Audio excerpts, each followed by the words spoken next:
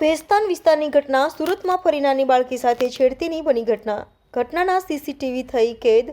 નરાધમ યુવકે બાળકીને પોતાના ખોળામાં ઉચકી શારીરિક અડપલા કર્યા। બનાવ અંગે પોલીસ ફરિયાદ થતાં પોલીસે નરાધમની શોધખોળ હાથ ધરી। સીસીટીવીના આધારે પોલીસે આરોપી મોહમ્મદ નાઝીર મોહમ્મદ સગીર અંસારીને ઝડપી પાડ્યો।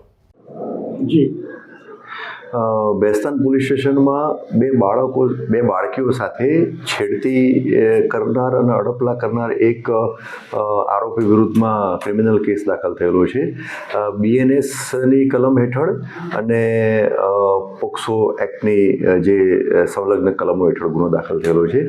આ બનાવની વિગત એવી છે કે ભેસ્તાન પોલીસ સ્ટેશન વિસ્તારમાં ઉનપાટિયા વિસ્તાર છે, એમાં આ જે બાળકીઓ જે છે એમના પેરેન્ટ્સ સાથે ત્યાં રહે છે અને એ ઘરના આગળના પેસેજમાં બાળકીઓ અને બીજા નાના બાળકો હતા, બધા રમતા હતા। એમાં આ ઈસમ જે છે આરોપી ત્યાં આવી અને આ બાળકીઓ પૈકી બે બાળકીઓ સાથે છેડતી કરી, શારીરિક અડપલા કર્યા। એ અનુસંધાને આ ક્રિમિનલ કેસ દાખલ થયેલો છે।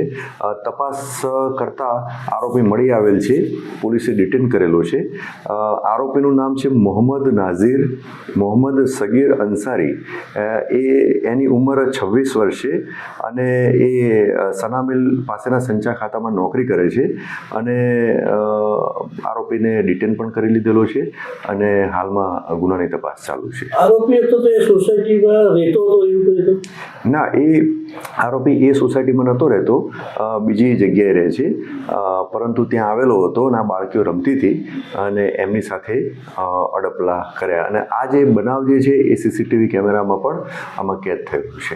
બાળકીના પરિવારવાળાને ક્યાં જઈને પોલીસમાં કઈ રજૂઆત થઈ? બાળકીના પરિવારજનોને ખ્યાલ આવ્યો એટલે એમને સીસીટીવી કેમેરા ચેક કર્યા। સીસીટીવી કેમેરા ચેક કર્યા પછી બાળકીઓને પૂછ્યું એટલે બાળકીઓએ કહ્યું કે આ અંકલ જે છે અમારી સાથે આ રીતના શારીરિક અડપલા અને છેડતી કરી છે। એ અનુસંધાને પોલીસ સ્ટેશનમાં મેટર પહોંચી અને પછી ફરિયાદ દાખલ કરવામાં આવી। અગાઉ કોઈ એમનો આ પકડાયેલા આરોપીનો કોઈ ગુનાહિત ઇતિહાસ? ના, હાલ પ્રારંભિક તબક્કામાં છે તપાસ, હાલ સુધી કોઈ ગુનાહિત ઇતિહાસ જણાઈ આવેલો નથી।